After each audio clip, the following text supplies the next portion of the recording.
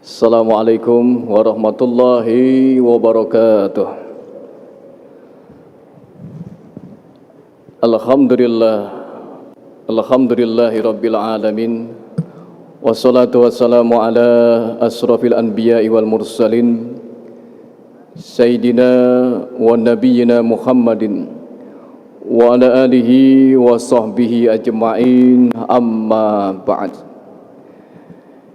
Yang sama-sama kita hormati Imam Besar Masjid Istiqlal Bapak Profesor Dr. Kiai Haji Nasaruddin Umar MA, para alim ulama, para asatiz, bapak-bapak, ibu-ibu, jamaah salat asar Masjid Istiqlal rahimakumullah.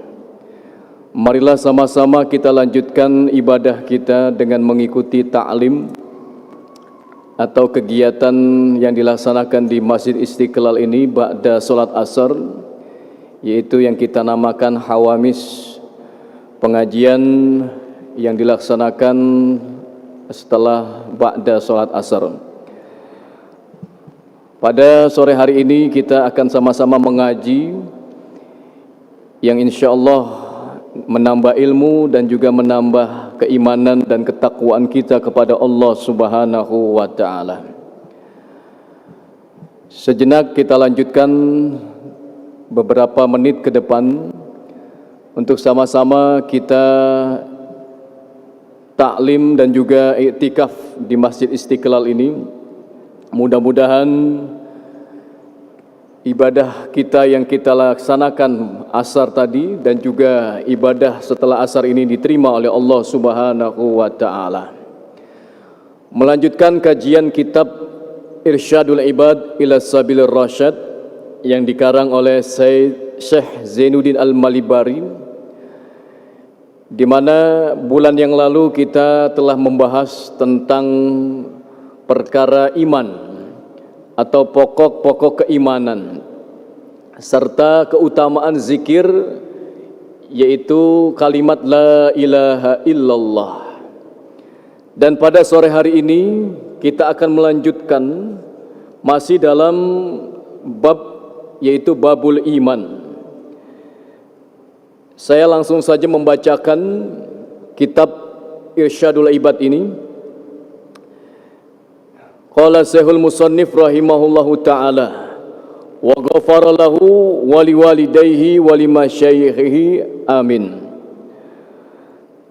Telah berkata penulis kitab ini mengutip hadis Nabi kita Muhammad sallallahu alaihi wasallam, di mana dalam kitab ini disampaikan wa an-Nasa'i an Abi Sa'id Al-Khudri anna Nabi sallallahu alaihi wasallam, dari Imam Nasa'i dari Abu Sa'id Al-Khudri dari Nabi sallallahu alaihi wasallam,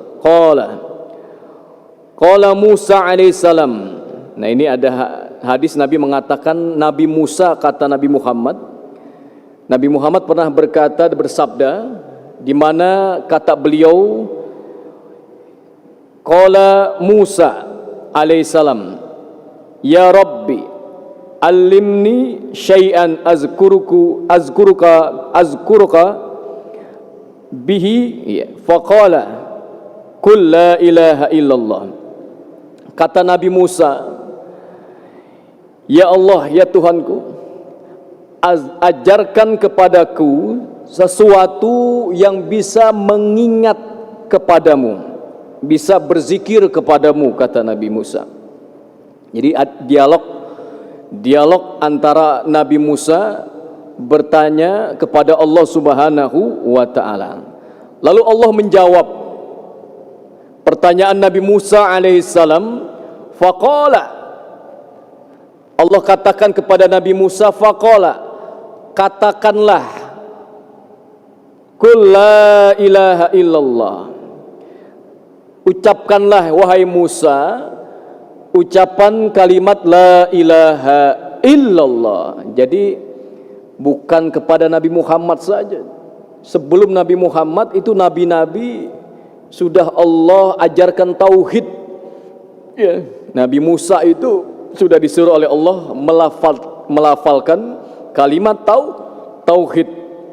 Ya, jadi nabi dahulu itu mengesahkan Allah. Tidak ada nabi yang menduakan Allah atau membuat syirkah, ya, tandingan atau menyembah selain Allah Subhanahu wa taala. Nah, faqala ya Rabbi. Nah, lalu Nabi Musa bertanya lagi kepada Allah. Faqala ya Rabbi, ya Tuhanku, kullu ibaduka yaqulu hadza innama uridu syai'an nukhsa bihi.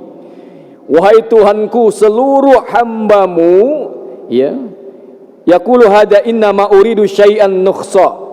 Ya, aku, ya, di mana aku menginginkan sesuatu yang khusus. Jadi hamba-hamba Allah itu ingin sesuatu kalimat yang khusus. Nabi Musa mengatakan demikian. Faqala ya Musa. Lalu dijawab lagi oleh Allah. Jadi ada dialog antara Nabi Musa dengan Allah. Ya, tanya jawab, ya. Di mana Allah membalas pertanyaan Nabi Musa. Faqala ya Musa, lau anna samawati sab'a. Wahai Musa, andaikan langit yang 7. Ya, jadi langit ini ada 7 lapis, Pak. Ya, ada 7 lapis. Wa amiruhunna, dan juga berikut orang penduduk selainnya.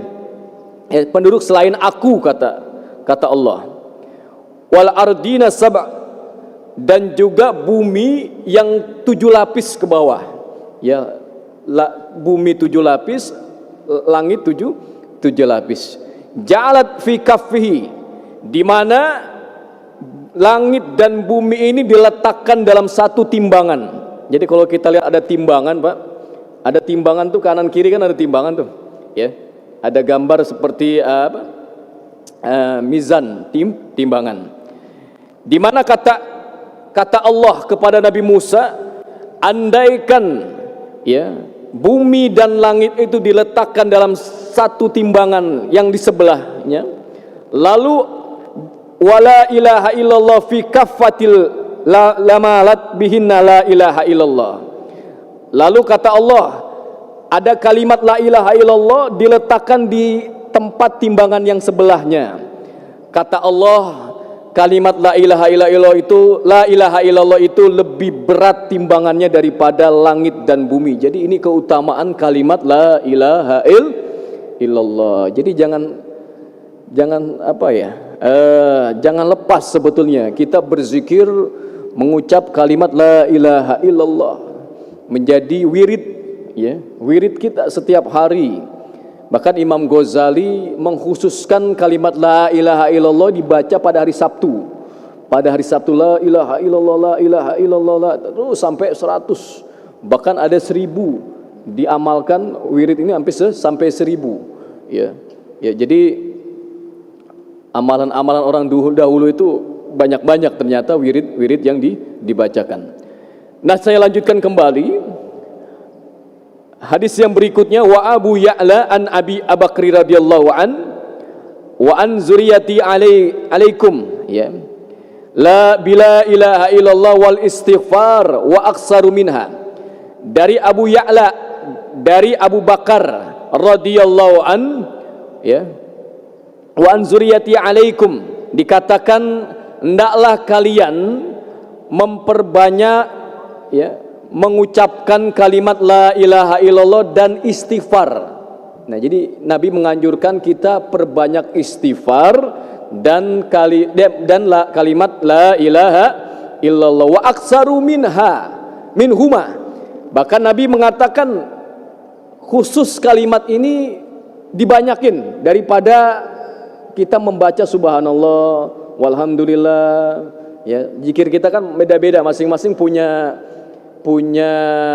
wirid sendiri-sendiri, ya. Tetapi kata Nabi, kalau bisa ini 2 kalimat ini, istighfar dan la ilaha illallah, perbanyak dari kalimat yang lain, zikir yang lain yang kita baca, perbanyak 2 ini. Apa kata Nabi?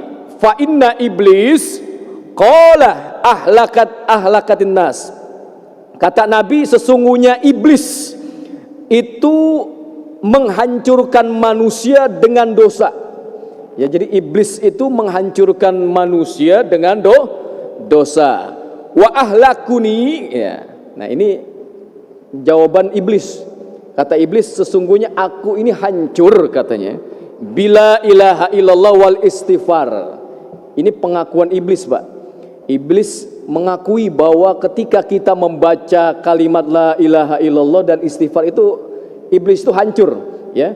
Ya Allah, seperti apa kita nggak tahu hancurnya itu apa, ya, karena dari api iblis itu kan, ya.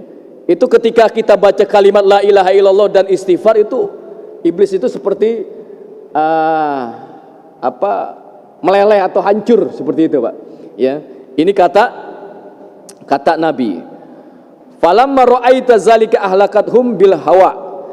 Akan tetapi tatkala ya kalian, ya, artinya kalian ini hancur dengan hawa nafsu, wahum yahsabuna wa annahum muhtadun, ya, dan juga mereka menyangka bahwa mereka mendapat hidayah.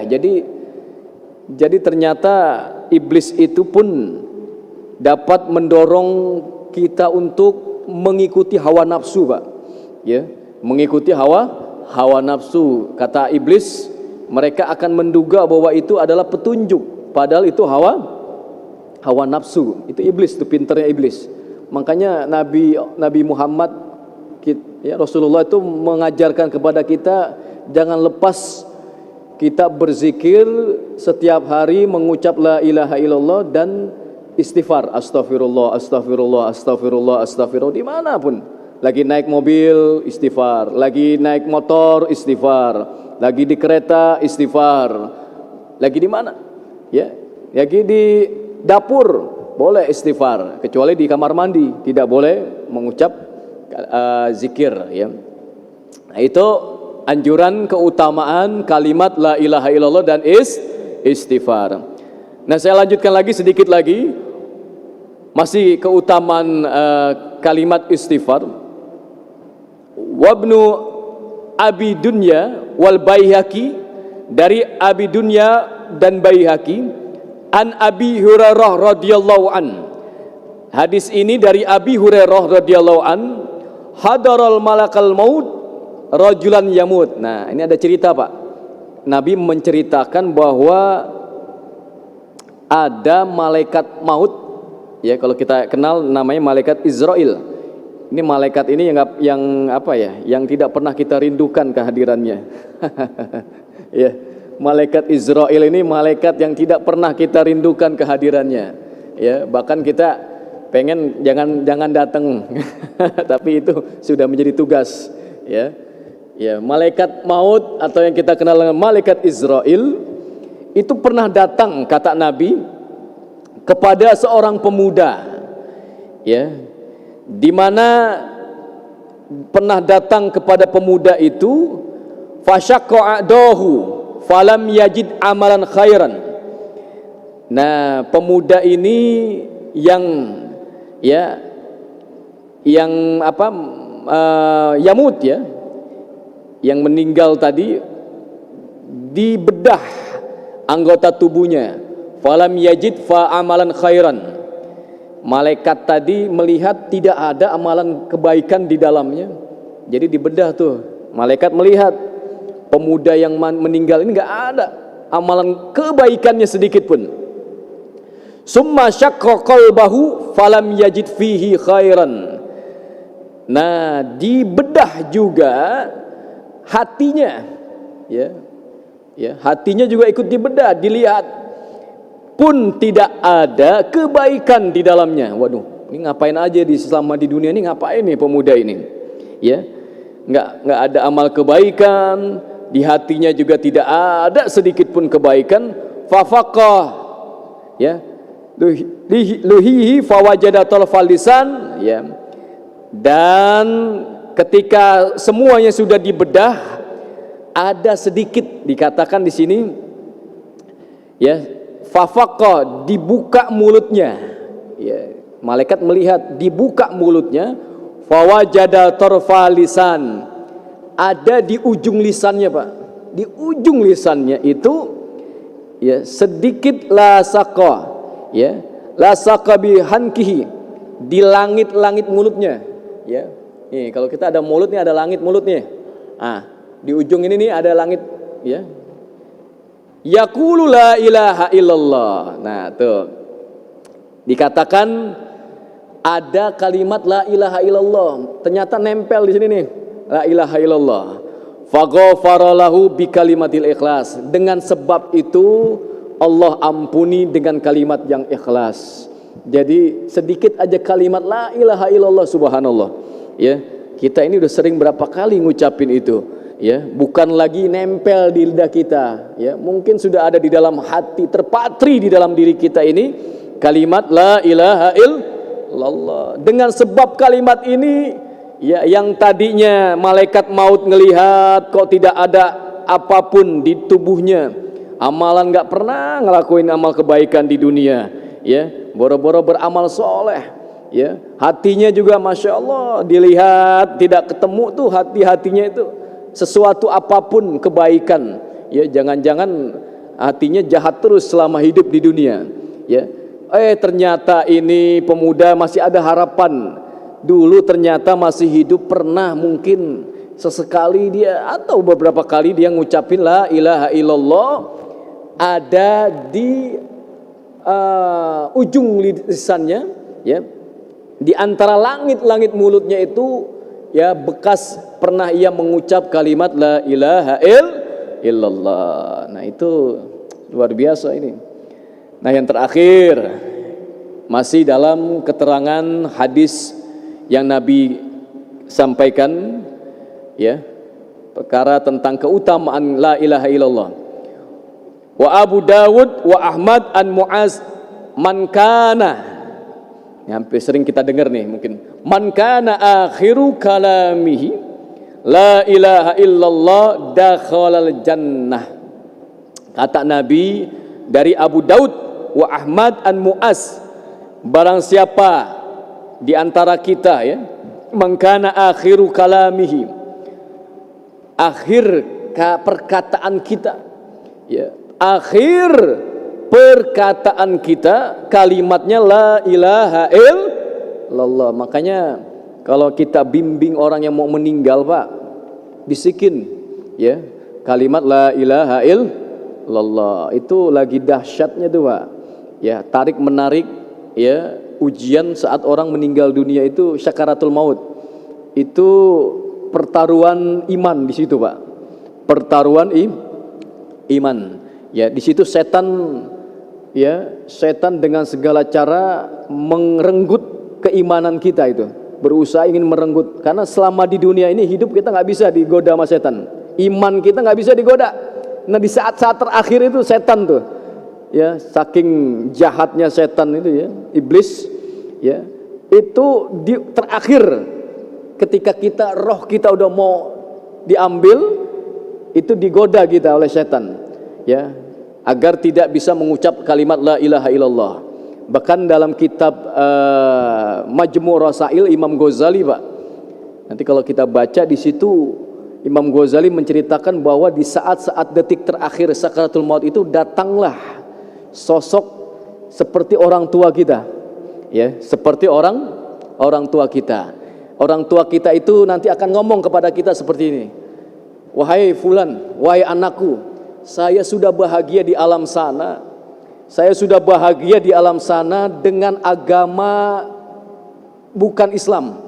Itu, Pak, itu bukan orang tua kita, itu setan, ya, itu adalah setan. Makanya hati-hati di saat itu, susah kita tuh membedakan, karena udah tinggal roh kita udah tinggal di tenggorokan tuh, ya, tenggorokan tuh udah tinggal diambil, ya. Hati-hati di saat itulah godaan iman, ya, godaan iman. Hati-hati, banyak orang nggak lulus di terakhir itu tuh, di ujung sakaratul maut tidak lulus kita, nauzubillah, ya. Padahal sehari-hari kita nih puasanya rajin, hajinya rajin, sholatnya luar biasa, tapi detik-detik, makanya kita sering minta sama Allah, ya Allah biha, ya Allah biha, ya Allah bi husnil khatimah. Itu minta, kita baca itu tuh agar akhir kehidupan kita husnul khotimah. Ada doa, inna nas'aluka bi husnil khotimah. Ya Allah, minta kami husnul khotimah.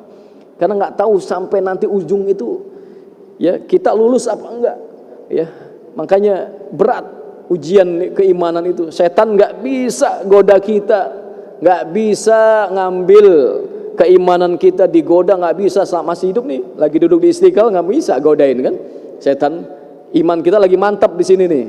Nanti di akhir-akhir sakaratul maut, itulah saat-saat setan itu akan berubah wujudnya menjadi seorang orang tua kita, ibu kita, anak kita yang menggoda keimanan kita. Ya, makanya setan itu pintar, Pak. Dia bisa berubah wujud ya, yang tidak bisa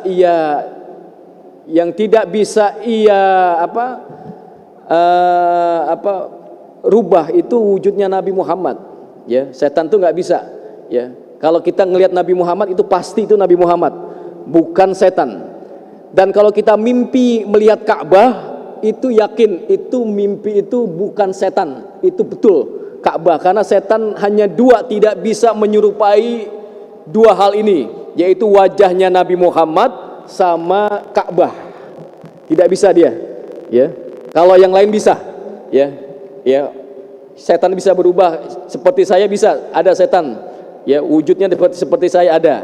Ya, seperti ulama, seperti yang lain bisa. Tetapi dua di dunia ini setan gak bisa menyerupai, yaitu pertama wajahnya Nabi Muhammad dan Ka'bah. Jadi kalau kita mimpi Nabi Muhammad, mimpi melihat Ka'bah, yakinlah itu adalah mimpi yang benar, bukan mimpi dari setan. Jadi setan tidak bisa menyerupai dua hal itu. Ya, itulah keutamaan Nabi kita Muhammad dan Ka'bah, Baitullah. Jadi sampai di sini tadi di ujung hadisnya dikatakan nas'alullahul karim al-wadud wa ayyakhtima kalamina bi kalimati tauhid. Nah, di ujung ini doa, semoga Allah yang Maha Penyayang, Maha Pemurah menutup terakhir kalam kita ini dengan kalimat tauhid. Itulah yang kita harapkan. Mudah-mudahan ada manfaatnya kajian kita pada sore hari ini, mengingatkan kepada kita sekalian bahwa perkara iman ini tidak main-main. Iman ini adalah lebih mahal dari dunia dan seisinya, bahkan seisi langit pun tidak ada bandingannya dengan kalimat la ilaha illallah dan keimanan kita. Maka jagalah keimanan ini Bapak Ibu sekalian, karena inilah yang nanti kelak kita bertemu dengan Allah Subhanahu wa taala dengan amal-amal kita sekalian. Amal yang dilakukan oleh manusia akan sia-sia tanpa iman, ya. Makanya orang-orang di luar Islam itu beramal sebanyak-banyaknya, ya, getol sekali ibadahnya, sosialnya, ya, menyumbang ini, menyumbang itu, tetapi Al-Qur'an mengatakan amalan mereka itu akan sia-sia karena apa? Tidak ada keimanan kepada Allah Subhanahu wa ta'ala. Maka penting mari kita jaga keimanan ini sampai detik-detik terakhir. Detik-detik terakhir, ya,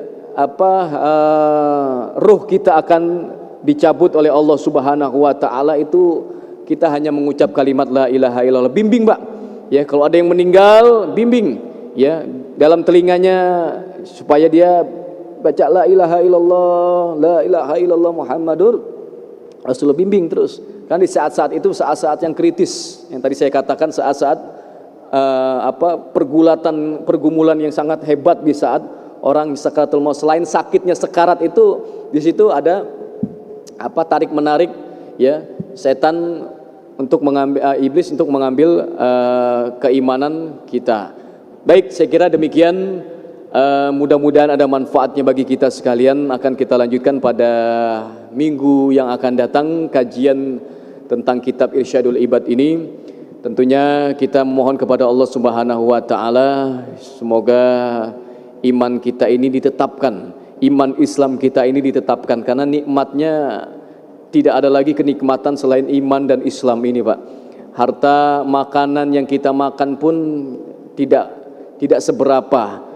harta yang kita miliki pun tidak seberapa nikmatnya selain nikmatnya iman dan Islam. Buat apa ya? Buat apa kita pun ya bermegah-megahan di dunia tetapi iman kita pun tidak terjaga dan Islam kita tidak baik ya. Inilah modal kita yang paling mahal ya. Yang paling mahal dan paling berharga adalah iman Islam kita kepada Allah Subhanahu wa taala. Perbanyak kalimat la ilaha illallah dan juga istighfar. Insyaallah kalau istighfar Imam Ghazali baca hari Rabu ya 1000 kali baca istighfar, astagfirullah, astagfirullah, astagfirullah. Kalau hari ini nih Selasa sholawat Pak, Bu. Perbanyak hari ini sholawat Selasa. Ini hari apa? Hari Selasa ya. 1000 baca sholawat. Kalau nggak bisa Allahumma sholli wa sallim, baca sallallahu ala Muhammad aja. Sallallahu ala Muhammad, sallallahu ala Muhammad, sallallahu ala Muhammad, sallallahu ala Muhammad. Nah, nanti di jalan nih, lagi naik motor, lagi naik mobil, lagi naik kereta, baca. Ya, walaupun mata kita ke depan tapi hati kita zikir, wirid. Ya, salawat itu juga bagian dari wirid, zikir. Ya, sallallahu ala Muhammad 1000 itu enak. Ya, kalau kita sering zikir itu enak. Hati kita tenang, lisan kita juga enak. Ya, sallallahu Muhammad dijaga terus, akan dibimbing oleh Allah terus. Kita dalam perjalanan sampai rumah, perjalanan ke kantor itu akan yang ikut adalah Allah dan juga penjagaan para malaikat. Ya, Rabu istighfar, Kamis subhanallah bihamdi ya. Sabtu tadi la ilaha illallah, Minggu baca ya hayyu ya qayyum, ya hayyu ya qayyum, ya hayyu ya qayyum, terus baca zikir ya. Itu zikiran amalan dari Imam Ghazali kalau kita dalam sebuah kitab yang beliau tulis. Ya, inilah ulama-ulama terdahulu ini sering mendawamkan wirid-wirid khusus karena khawatir nggak lengah atau lalai ya. Khawatir hati mereka kan khawatir lalai ya. Kalau kita terus terang aja hati kita ini takut kehilangan dunia. Kalau mereka ulama itu hatinya takut kehilangan zikir sehari-hari itu mereka tuh. Kalau kita, masya Allah, ya, masya Allah kita khawatir terus terang aja lagi sholat, bener lagi sholat takut ketinggalan kereta, betul nggak? Wah, ini di jam berapa nih? Iya nggak? Iya, takut. Oh iya, lupa tadi jam ketinggalan di kamar mandi. Ingat waktu sholat tuh, bener nggak? Kepikiran akhirnya udah mana mahal jam beli di toko apalagi emas hilang, wah udah jujur aja. Tapi kalau ulama-ulama terdahulu takut kalau hatinya itu dipalingkan dari zikir kepada Allah Subhanahu wa taala ya. Mudah-mudahan kita bisa hatinya seperti hati mereka lah, ulama-ulama terdahulu. Demikian, mudah-mudahan ada manfaatnya. Yang baiknya dari Allah Subhanahu wa taala, yang kurangnya saya sebagai manusia ada khilafan dan kesalahan, mohon dibukakan pintu maaf. Kita tutup dengan membaca kafaratul majlis. Subhanakallahumma wa bihamdika asyhadu an la ilaha illa anta astaghfiruka wa atubu ilaik. Billahi taufik wal hidayah. Assalamualaikum warahmatullahi wabarakatuh.